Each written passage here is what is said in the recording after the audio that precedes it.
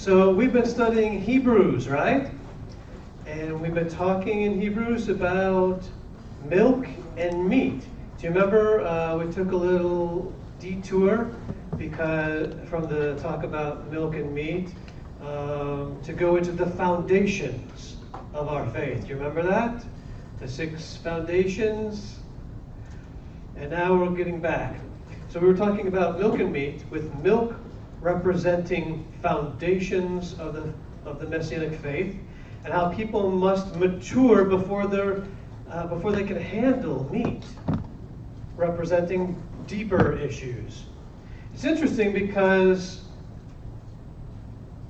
there was a discussion that developed this week among the rabbis on the internet regarding the eating of milk and meat. Now, this one was not about figurative eating mentioned in Hebrews, but I feel like some of it's worth sharing, and it is about milk and meat. So you can tell me if I'm wrong later. I'm used to that. So one of the pillars that we spoke about dealt with purity and cleanliness. Do you remember? The washings. Well, there's a difference between clean and unclean animals in the Torah, right? The clean are allowed to be eaten as food, while the unclean are what? Not food. They're not food. Someone might consider this to be low on the totem pole of commandments, and they might ask, does it matter? So tell me your thoughts. Does it matter? Yes. It does. Do any scriptures come to mind? Leviticus 11, Deuteronomy 14, Revelation 8, 2. Tell me the scripture. What does it say? Huh? Tell me what it says. Which one? Pick one. That's What the comes whole to chapter. mind? Some people know what you're saying. If you love me, obey my commandments. If you love me, obey my commandments is one. How about slide? How about this one? Matityahu, or Matityahu, 5:19. What does it say? You can read it right there. So whoever disobeys the least of these commandments, these mitzvot, and teaches others to do so, will be called least in the kingdom of heaven. But whoever obeys them and so teaches will be called great in the kingdom of heaven. I want you to absorb that for a minute. Absorb that for a minute. If the one who teaches other people that they don't have to obey the least of the commandments, right, is the least in the kingdom of heaven, what's the focus of this? What is he saying? What direction is he headed here? Is that a good thing to be the least in the kingdom of heaven, or a bad thing? Bad. Okay, they barely made it in the door because they were teaching other people not to obey, or that it didn't matter if they obeyed the least of the commandments. Is that what you read? Yes. So I want you to think logically, what happened, what do you think might happen, and we'll leave it there, it's a rhetorical question. What might happen then to people who teach against greater commandments than that least of the commandments? What will their end be? Just a rhetorical question, something for you to consider. And if you want to be great in the kingdom of heaven, it tells you how. How do you become great in the kingdom of heaven? You obey them and you teach them. Did Yeshua mean that, or was he just kidding? Was he just kidding? Can we just gloss over the verses we don't like and pretend they're not there? Or take pieces of the verses that we like and glue them together? What about adding to them or taking away from them? Can we do that? No. Some people add fences. It's called fences. How do we handle ourselves around those people? How do you handle that? What does that mean, and how do you handle that? Be honest. It's okay. What do you do? Stunned silence. That's what we do. We don't know what we do. Wait, what was the question? Some people add what's called fences. They're adding to the Torah, adding to the scripture. And it's called fences, adding man-made commandments. How do we handle ourselves around those people? Sometimes I think we should hear them out. Hear them out. Because, like, I think some of the fences are pretty useful. Some suggestions are pretty useful, I'm hearing. Okay. Anything else? Share the truth that you know. Share the truth that you know. What do we mean? Like opening up your Bible and showing the truth if they don't believe your word. So maybe like clarifying, hey, this is what the Torah says, this is what the scripture says. I don't see the part you're talking about. Why should I do that? Right? Now maybe there are traditions that can be beneficial, like they can inspire you, but should we consider those commandments? No. Never. Okay. Okay. How about keeping the peace? There's a scripture about keeping the peace if it's at all up to you. What do you think? Does this apply here? So say someone comes in and they like to follow more than the Torah. They want to go, into the traditions a little deeper and follow different traditions, and they follow them as commandments, maybe. How do we relate? How do we keep the peace in that instance? I say, What's a wise way to handle that? to each their own, in my opinion. If it's not going against Torah, who am I to say that you can or cannot?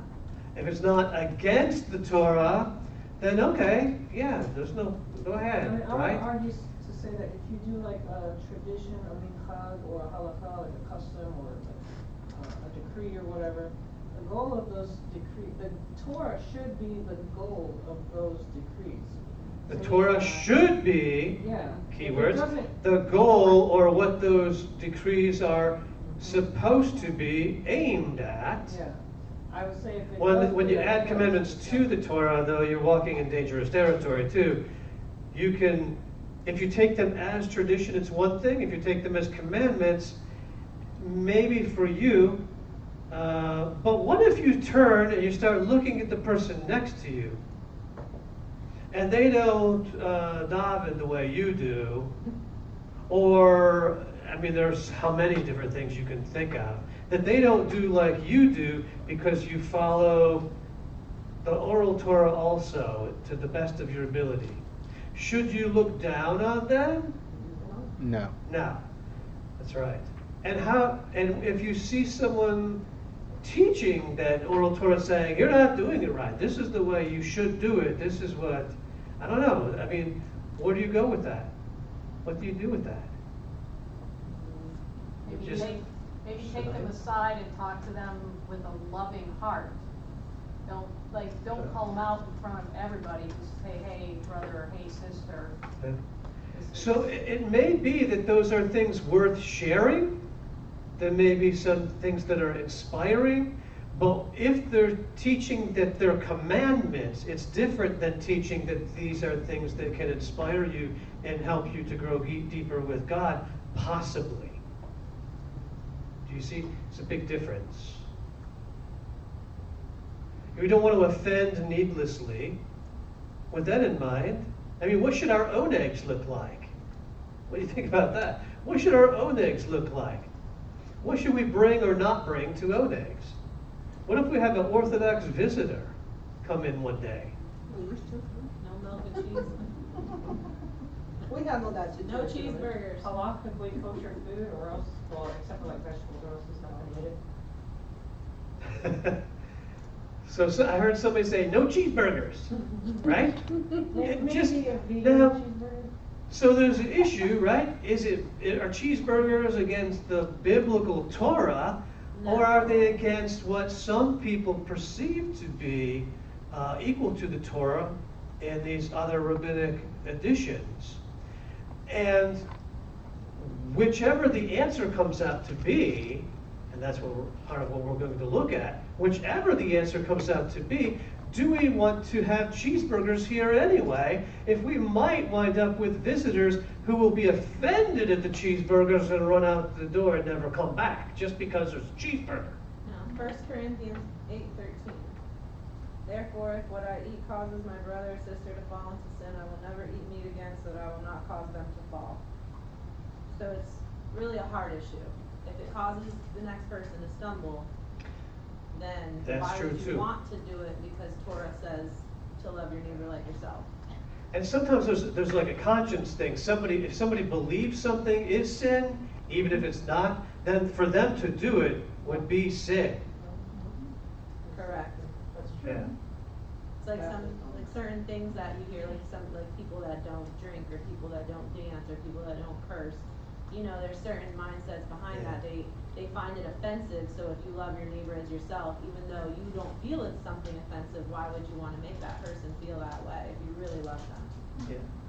My personal opinion, if you do something that's unnecessary and it pushes somebody further away from Yeshua, then you're kind of like, it's like you're preaching him in vain. Like, you know, your goal should be for them, at least one of our goals should be for them to accept the Jewish Messiah. So if you doing something causes that to causes the opposite to happen, then even if you're saying the right thing, you can say the right thing at the wrong time. So, Say it in the wrong wrong way. time, say it in the wrong way, use wrong terminology, or terminology that's offensive, or do things that they find offensive, even though you can't come to, I don't know that we want to come to a place where we feel like we're walking on eggshells either. We believe what we believe and we live that way, but we don't want to unnecessarily cause offense. If we know something would cause offense, we don't want to do that, right? So what kind of things would we have at our own egg or not have at our own egg? What sort of Pork. things? There will be no pork. No pork, No shellfish. no shellfish, because those are biblical, right? I mean that's Right. Of course that's the Bible. But also then maybe no cheeseburgers, right? Okay. All right. So moving on. Let's look at something more specific. And we see it in 3 verses, and it's dealing not just with a cheeseburger, but it's dealing with the issue of meat and milk. So, slide. Here are the 3 verses. First is Shemot, or Exodus 23:19. It says, "You are to bring the best first fruits, not just the first, you hear me? The best first fruits of your land into the house of Adonai your God." And then it says right after that, "You are not to boil a young animal in its mother's milk," is the complete Jewish Bible. Now we're going to look at the translations in a minute. That's what the complete Jewish Bible says in this case. Okay? The second one, Shemot 34:26 says, "You are to bring the best first fruits of your land into the house of Adonai your God." Of course, when we're talking about those things, it's an agricultural society, and that's where wealth was. It was coming from the land. It was coming from your flocks and herds. It's different today. Of course, we know even Yeshua said even the smallest, like if you're growing mint in your windowsill, bring a tithe from there. You're supposed to bring a tithe from everything. But it's not the greatest matter of the law. It's not the greatest matter of the Torah, but you are supposed to do it. And then it's followed, "You are not to boil," again it's boil, "a young goat," very specific this time, "in its mother's milk."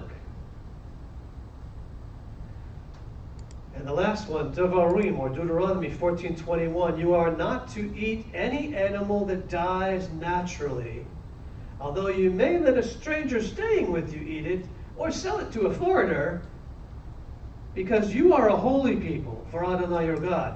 You are," and it's followed by, So there were different rules, right? At the time, the Torah is for the Jewish people, and so they said that, and then they say you are not to boil a young animal in its mother's milk. Again, here.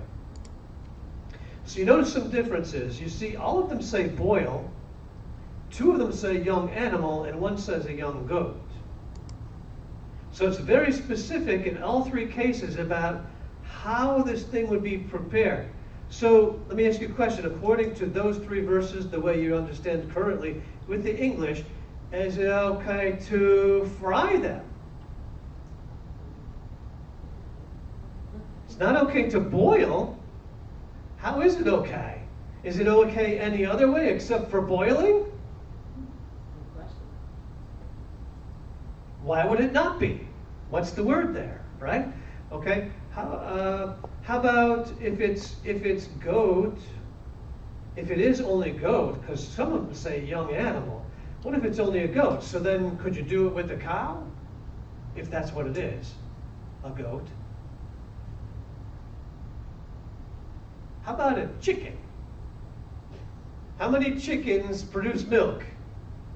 Anybody? Well, I'd like Okay. to point out that. How about fish? How many fish produce milk? Go ahead. Oh, I was just gonna say, like, according to Jewish halakha, like, they believe that since chickens don't produce milk, that, they still believe that, eating meat and dairy is like a mitzvah, but according to the, at least some people, they would say that eating chicken with, like, dairy is not, it's not breaking a mitzvah, but they still look at it as breaking a halakha. So, like, it's like. And who makes the halakha? That's. Who made the that's- halakha? That's something that They should did? be researched. They did. It's not in the scripture here. Okay, so slide. Is it a baby cow or a goat or both or just any young animal?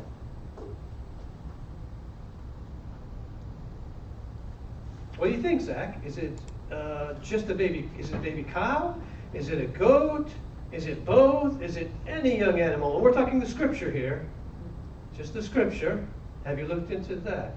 I have, and I have got different opinions. It's something that I want to continue to look more Okay. into. What do you remember what the word is? Well, I'm guessing it's the word Gedi. Oh, Gedi, okay. Gedi. And Gedi is a young goat. Yeah. And the Septuagint, interestingly though, if you look in the Septuagint, which is the Greek translation of the Torah, you'll find this other word, arana. Arana. And that is not a young goat, it's a lamb. So what's going on there? And the word that we saw 3 times for boil, the Hebrew behind it is bashal. Do you see that it says boil? It doesn't just say boil though, does it? It says cook or boil or roast in the Hebrew. Are you with me?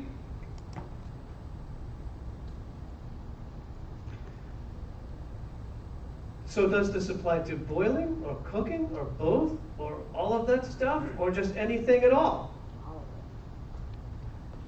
I would say, since that's what the Hebrew says, it's one of any of those 3 things. I would say, since that's what the Hebrew says, it's that. What does it say, The Gedi. what is that in the Septuagint? Or do you? Which the... Bashal, I'm curious. to It was boil. Boil, okay. Slide. How much should this concern us? Are we getting tedious here? We talked about the least of his commandments before and what Yeshua said about it, right?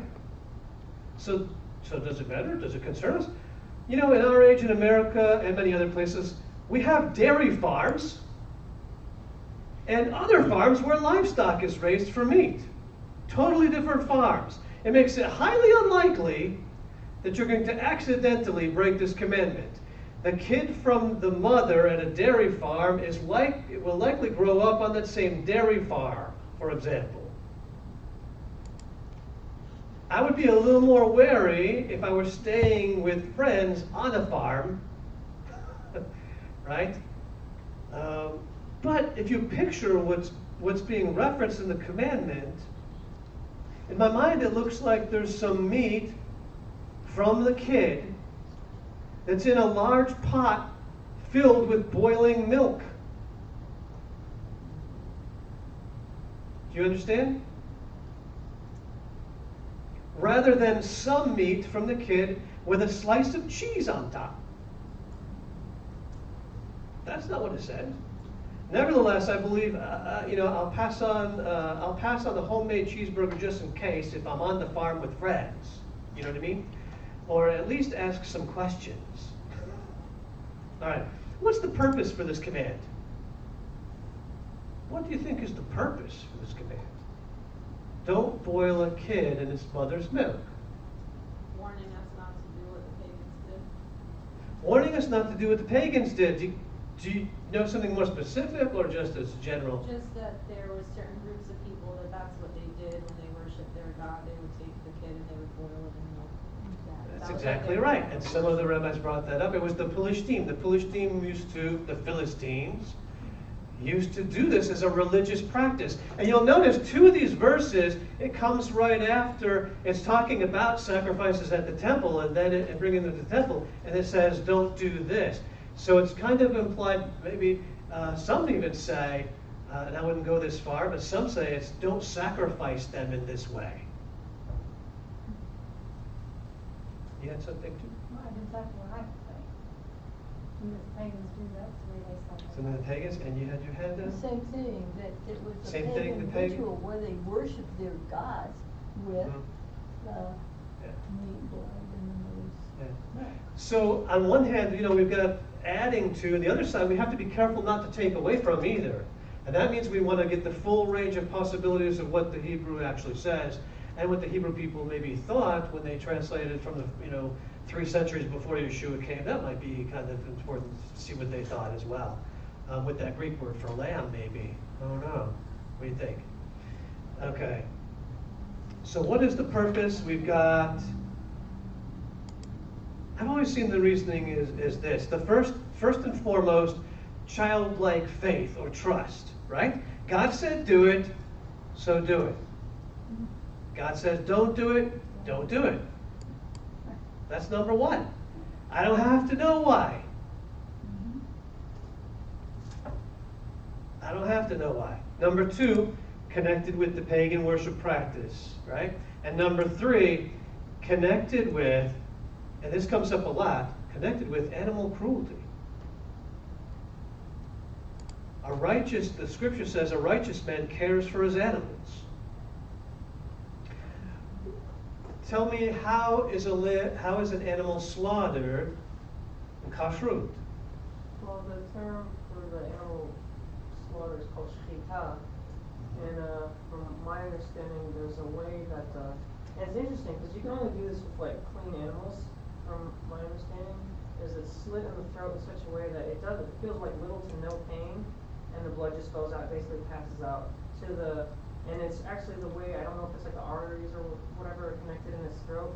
For like a pig or like any unclean animal, you can't do that. If you slit its throat, no matter which way, it's going to suffer. Yeah. But if you do it with a clean animal, it'll just die. With clean animals, it's done in a way, and it's done in a way, you don't do it with unclean animals, you do it with clean animals. There's a way that you slit the throat in a particular way, on a particular artery, and then also there's a particular nerve that's hit so that there's the least amount of pain and that death comes as quickly as possible. So the least impact possible for the animal. Does that make sense? And that blood drains out the most efficiently and effectively. Why is that important? Can't eat blood. Because the life's in the blood, and we're not supposed to eat not blood. supposed to eat blood. Now the Torah says several places not supposed to eat blood, and a lot of people who are believers will eat their steak rare because they don't think it matters. But I'm not sure if they've read their Bible in Acts 15 at a particular council where some certain rulings went out. One of them was don't eat blood. Yeah. There's an understanding also, and maybe people may not like what I'm going to say here, but there's figurative language. When Yeshua is at the Passover Seder, he's talking about the afikomen, which was half of the piece of matzah that was pierced, striped, bruised, broken, wrapped in white linen, hidden, brought out after the meal, broken and eaten. And he says, this is my body. That's figurative language. He wasn't sitting there and as they ate the bread, he was saying, ow, and parts of him were disappearing.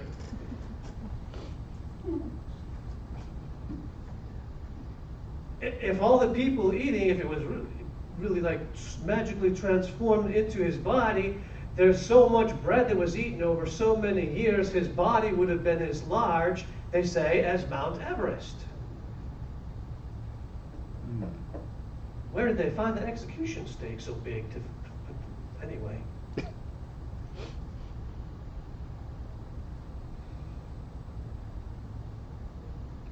The same thing with the blood there. And also, right, he said, this is my blood. Did he start turning pale when they were drinking this fruit of the vine and the cup of redemption? The cup of redemption, think about it. What did he come to do? Redeem us. The cup of redemption, the third cup of the Passover Seder that's after the meal again. Did he start turning pale because they were drinking his literal blood? Or is he saying, I came to redeem you, I came to put a covenant into effect by spilling my blood? This is figurative language again. Do you see? And why is that important here? Because Torah says, don't drink blood. In Acts, long after Yeshua died, and this is being put into place, and he said, do this in remembrance of me. Specifically said, do this in remembrance of me at a Passover Seder with Afikomen and the cup of redemption. The Goyim asked them questions. What do we need to do? And there's some things they said they need to do, and some things they didn't say they need to do. But one thing that they did say to do is, don't eat blood. Now, why in the world, if it really turns into blood and Yeshua commanded them to do this in remembrance of him, would they say, don't eat blood? You got a mismatch here, don't we, if that's the case? There's a little problem. Anyway, and we don't eat blood because it's not kosher. Why should that matter? Apparently, it matters. Okay. Sorry, that wasn't in my notes. We don't expect anything less. I've seen articles that claim that eating meat and cheese together is dangerous for your health, but the sources always seemed questionable. I've also seen, on the other hand, articles claiming that eating certain meats and cheese together is actually beneficial. And that claim was from actually reputable sources like, I don't know, New York Post. So I would say that the personal health aspect is not really settled, and I'm not going to go either way there. But just to let you know, so if you see claims, they kind of go both ways on that, all right?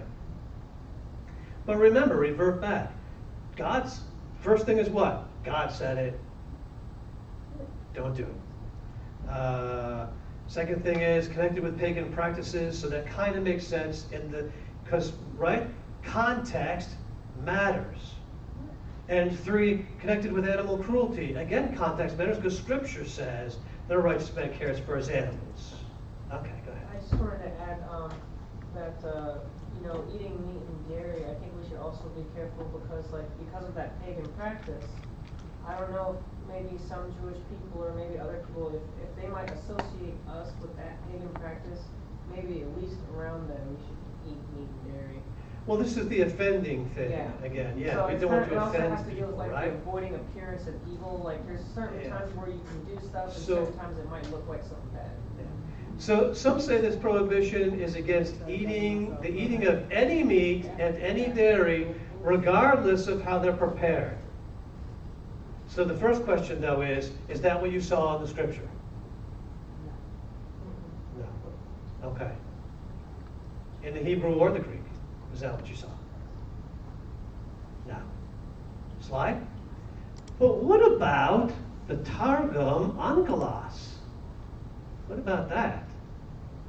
Do you know Targum? What's a Targum?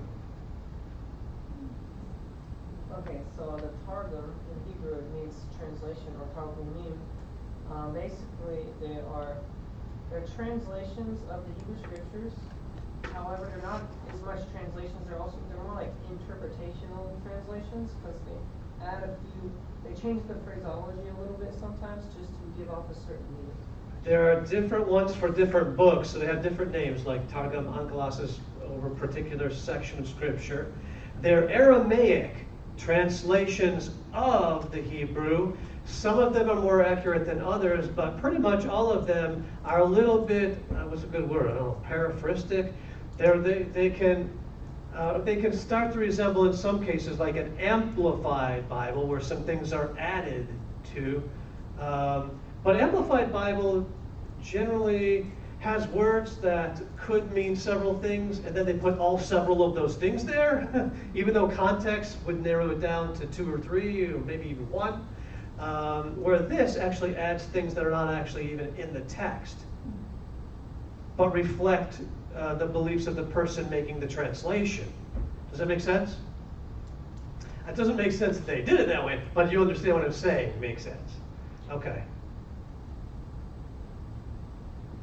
So Targum Onkelos, it says in that Targum, that Aramaic translation of the Hebrew, it says, "You shall not eat meat and milk mixed together."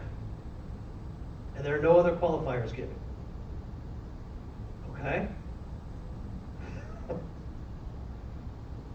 So we can think, we can compare the origins of the different texts, right? The Torah, written by, in Hebrew by Moses, 13th or 14th century BC, which does not say milk and meat. Le Tovashel Gedi Bachalev Imo. And Targum Onkelos, a translation of the Torah written in Aramaic by, Onkelos was a convert to Judaism, not Messianic Judaism, in the 1st century or even 2nd century AD, who wrote La Techlun Basar, you know Basar, Hebrew students, Ba Chalav, and you know Chalav as well, right? Devorah? Basar, meat, Chalav, milk, in the milk. Okay, so it's clear, if you look at those two next to each other, and they're up here on the screen for you, something changed. But why did it change? Is this a reflection of an earlier Hebrew text which has been lost? If so, the actual Hebrew text would have been intentionally changed, in 3 different places. That seems extremely unlikely, and certainly could not be proven without any textual evidence. And guess what? There isn't any. The more likely scenario is that the convert Onkelos superimposed his own thoughts or some information he had been taught, superimposed it in the 1st or 2nd century AD onto the text within his Aramaic interpretation. So despite the fact that the Targum may reflect what is considered halakha in Orthodox circles today, and it is, Targum Onkelos is considered halakha in Orthodox circles today, no actual scholar in any major umbrella organization, Messianic or otherwise, would claim Targum Onkelos as the authoritative text for defining what the original Torah text said, because there's no evidence for such a claim. Are you with me? Slide. This seems clear, but one could easily test that statement that I just made with emails to various scholars and organizations. You could go in the UMJA or outside of the UMJA if you felt it necessary to Dr. Michael Brown with his PhD in biblical languages, or Dr. Dan Juster, and over the Tikkun, and Dan Gruber, one of my favorite scholars, right? Rabbi Russ Resnick from the UMJC, or Rabbi Daniel Boyarin at Berkeley, whose doctorate is in the Talmud. He's not Messianic, as well as the staff at Hebrew University, if you want. in Jerusalem. None of them would deny it, I promise you. In fact, neither the Jewish Study Bible or the JPS Tanakh or the Chumash claim that the Targum contains the original Torah text in this case, as is evidence from the Hebrew text they provide and from their interpretations. In fact, the Chumash, do you know what I'm talking about, the Chumash? Chumash is a Hebrew book. It's about this thick, and it's just the Torah with commentary. Okay? It's a premier study guide for Jewish people. It openly admits in the Chumash, in the notes section, quote, rabbinic law extended the prohibition to all other kosher meat and fowl. Did you hear me? Rabbinic law extended the prohibition. Let me say that part again. Rabbinic law extended the prohibition to all other kosher meat and fowl, because the Hebrew was just talking about the gedi. This illustrates a consensus from the center of Jewish scholarship today. With all of that in mind, the term Torah needs to be clarified as well. For many, see Torah, or Torah, whichever, as encompassing more than the 5 books of Moshe, depending on the context. I do not believe that was how the term was intended here, however. So statements from the Mishnah, for example, would not be considered authoritative in this case. Torah in the first 5 books could also have been understood as including any interpretations of those 5 books, or only to include the Masoretic text. So when you're talking about is it the Torah, if you're considering any interpretation at all of the Torah, then you might include the Targums. Then you could say, yeah, it's the Torah, because see, it's in this Targum. But you're looking at a bad translation.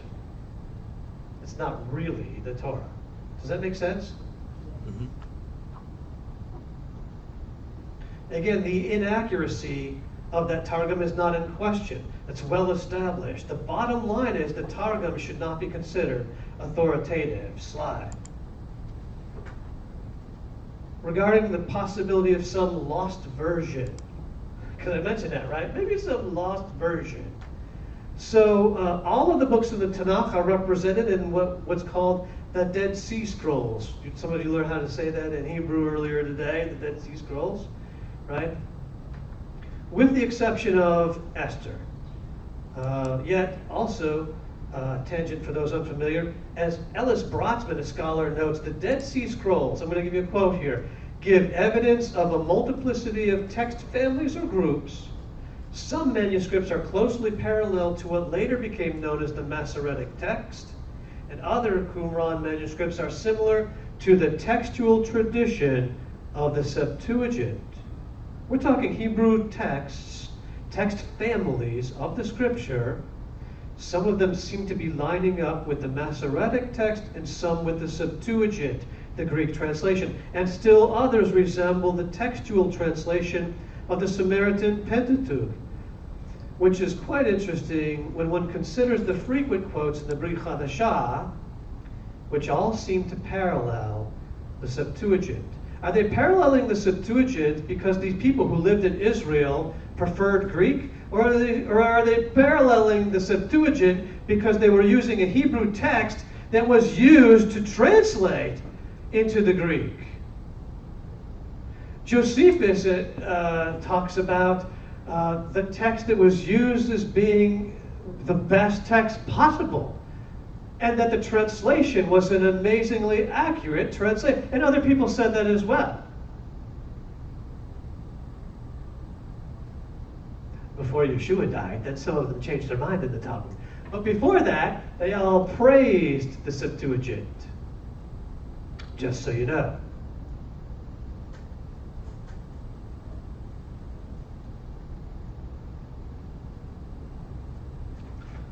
Of course, I'm using the term Septuagint loosely too, since that too had several family groups by the 1st century, including the Keg, the Simchas, the Aquila, and the Theodosian versions. There were a multiplicity of text types evident at Qumran, which were, quote, replaced by a single authoritative text type, in Hebrew, by AD 135. This is not coincidentally the era of the Second Jewish War, when Akiba, who declared a false Messiah, directed a new translation of the Septuagint as well. Apparently, and unsurprisingly, he didn't like the version, the Septuagint, or the translation, or translations, the followers of Yeshua were using, because they were defeating his arguments. Daniel Gruber covers this well, and I think Josh McDowell does a good job, or at least alludes to it in some small way. The primary differences, okay? The primary variances between the Masoretic text and the Dead Sea Scrolls, and other ancient sources as well, are well documented in the Biblia Hebraica Studariensia, which I just showed Zach earlier, otherwise known the WTT. The WTT really stands for, and what it is, the Masoretic text is in here. And then there are variances from other manuscripts listed at the bottom on every page for every verse, okay? And I can show it to you if you want later. Okay, it's called the WTT. It lists the variances between the Masoretic text, like I said, and other ancient sources. I'm aware of other sources. There are other sources that list the variances, but I don't have access to them or knowledge regarding which is more or less reliable. WTT is good, and it reflects scholarship that's more than sound enough for any purposes I have. Nevertheless, the original is discernible via use of all of these sources, primarily the Masoretic text, the Dead Sea Scrolls, and the Septuagint. When your people are translating the text, whenever two of those agree, that's gold. Okay? If all three agree, even better. All right? Two of them outweigh the other in the eyes of translators. So some of you might be struggling with this.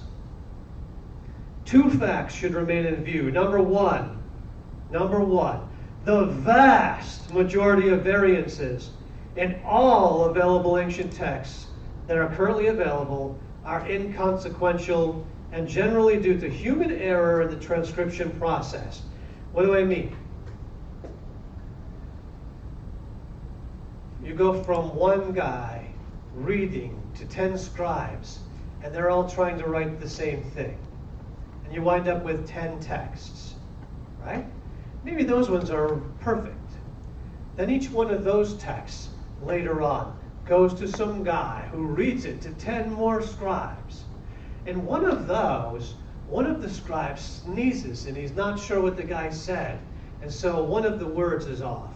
Now you have 10, one original, 10 more, and from those 10, each of those 10, there's 10 more. So you have 111 texts, and one of them is wrong where a guy sneezed and put the wrong word. That one word doesn't match any of the other 110. Are you with me? Mm-hmm. It's pretty clear which one's right. Do you understand? You go for generations, and you find the vav, the yod, which is like a little hook, and then you see a vav, a little hook, but it goes down farther. Maybe someone's not so careful how far down their yod goes, and later on down the line, somebody thinks that yod is a vav, and they make it a vav. Now you have a difference. But all those other texts have a yod. Pretty easy to see where the variance came from. Not hard. Okay, so this is what most of these variances are. Things like this, do you understand? They're very minute and they are inconsequential because we can easily see what the original was. Are you with me? I think you all fell asleep. Are you with me? Yes. Okay. All right. Human error and transcription process. Number two, and this is important, over 90% of the text has this many variances.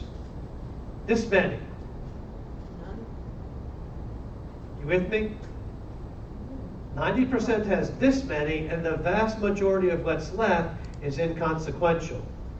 Now that's of the original, manuscripts, the ancient manuscripts.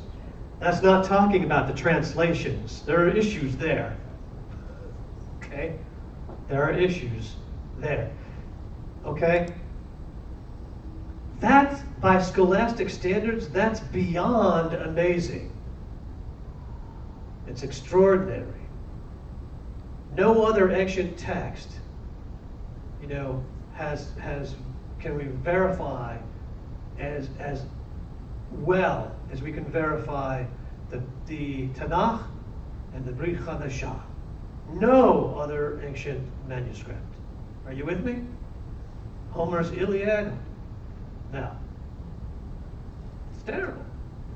And yet by scholastic standards, they say that those are great, by the way, but comparatively speaking, rubbish. Okay, slide. So I wanted to share at the end here, so some of you are happy hearing that. It's kind of hot in this room, right? So I wanted to share a little bit what some other rabbis said. This was a really good one. I don't know if I should use the name. I guess I should. I tried it, right? So Ken McNeil says, Shalom. In my house, we adhered to this tradition of not eating milk and meat together until my youngest daughter was 11 years old. Then she had her first cheeseburger. This is why. The prohibition on not eating milk and meat is derived from the Torah passages, which we shared here, where one is not to boil a goat in the mother's milk. This command is a chuk in Hebrew, where no explanation is given, but we're commanded to do so basically because God is God and He says so. There have been a lot of attempts at explaining the command, like the mother's milk is for giving life and not to be used to bring death to the offspring. That sounds good too, right? We didn't bring that one up. Others have posed health or digestive reasons. We talked about that, right? There are articles both ways. The Torah does not offer an explanation. Talking about the Torah does not offer an explanation. As alluded to in the comments above, because this was a string, this prohibition of not mixing milk and meat is a protection or fence designed to not break the base of the Mosaic law, which is not to boil a goat in its mother's milk. Okay? Could this have occurred while eating a cheeseburger? The gray area was not enough for me and my family to transgress halakha, rabbinic law, until I prayed and pondered on the actions of Abraham. In Judaism, as you may know, it's taught that Abraham kept all of God's laws as is found in the Torah. Look at Genesis 26:5. It says, all this is because Abraham heeded what I said and did what I told him to do. And then it says very clearly, and it is bold here, he followed my mitzvot, my regulations, and my teachings. He followed the Torah. We see here that Abraham was in direct communication with God and kept all of his commandments even before they were given by Moshe. We know that Abraham did things like built an altar, offered up sacrifices, and even tithed to Melchizedek. Before these things were written down. Surely he would have separated milk and meat, in addition to not boiling a goat in the mother's milk, right? Well, he actually did not separate the milk and meat. When the three angels appeared or approached his tent at the Oaks of Mamre, he quickly got a calf, curds, and milk, and served them to the angels, which they ate. Genesis 18:6-8. Okay, Abraham hurried into the tent of Sarah and said, or Sarai, and said, quickly, 3 measures of the best flour, knead it, and make cakes. Abraham ran to the herd, took a good tender calf, and gave it to the servant, who hurried to prepare it. Then he took curds, milk, and the calf. He took what? Curds, milk, and the calf. which he had prepared, and set it all before the men, who were also identified as angels, and he stood by under the tree as they ate.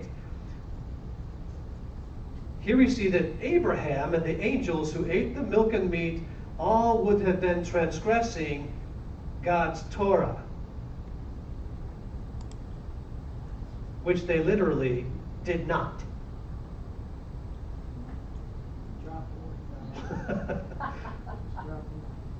That said, when in the company of Jews that hold to this halakha, it is not a terrible thing to observe and respect their customs as long as we're not breaking God's laws.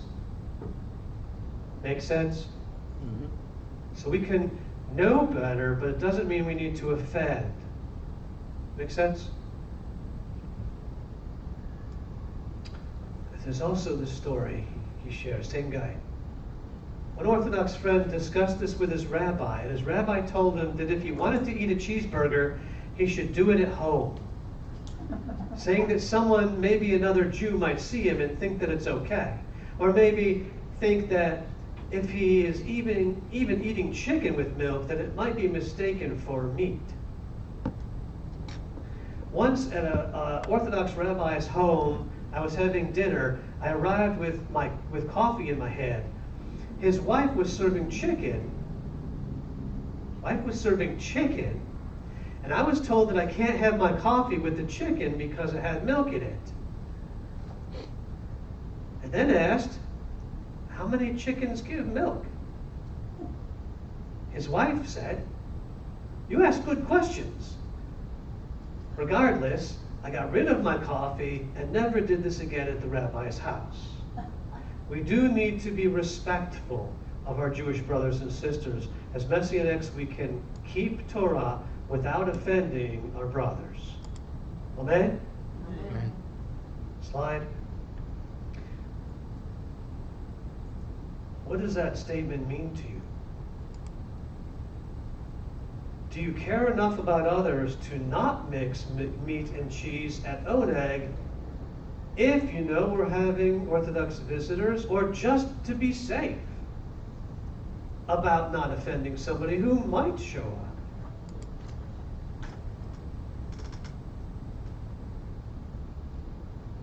If you don't even eat kosher, do you offer non-kosher food to those who do?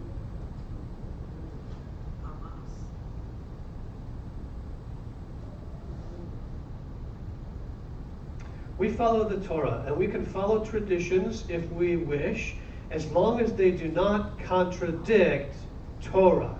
That's the bottom line. We follow the Torah. The Torah is up here. It's God's commandments. Do you understand? We're not bound by traditions, but we can follow traditions if we wish, as long as they don't contradict the Torah. And what would motivate us to follow traditions as well, some certain traditions as well? What kind of motivations do you have for doing that? Kavanah. Kavanah. Tell us what kavanah is. That's like having a, how do I explain it? It's been a while since I took that class. It's about a feeling whole with God. Reverence, a focus towards God, so it can help inspire you. It can help inspire you. And of course, like we've been saying, what? Not to offend needlessly. We should be pure and holy. It says that in the Brit Chadashah, just like it says in the Torah. You are to be holy because the Lord your God is holy. We are to be pure and holy and love our neighbor. Moreover, Romans 12:18 tells us that we should strive for peace as much as it is up to us. Lastly, do you see a parallel between this literal meat and milk and the figurative meat and milk we've been discussing in Hebrews?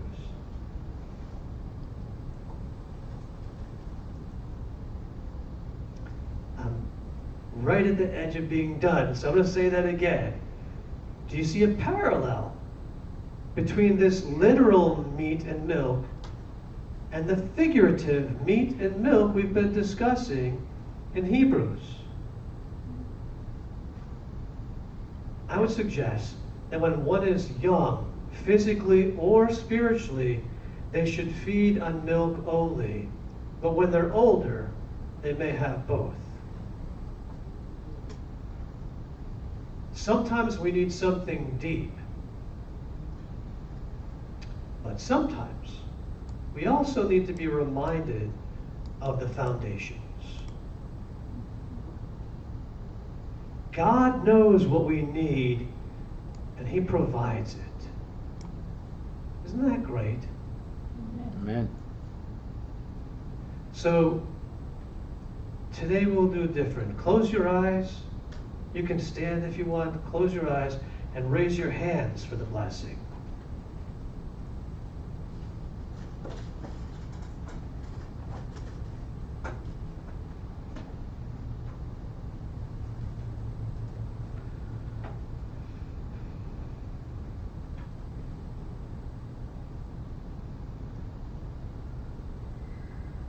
Yavarech Adonai v'yishmerecha.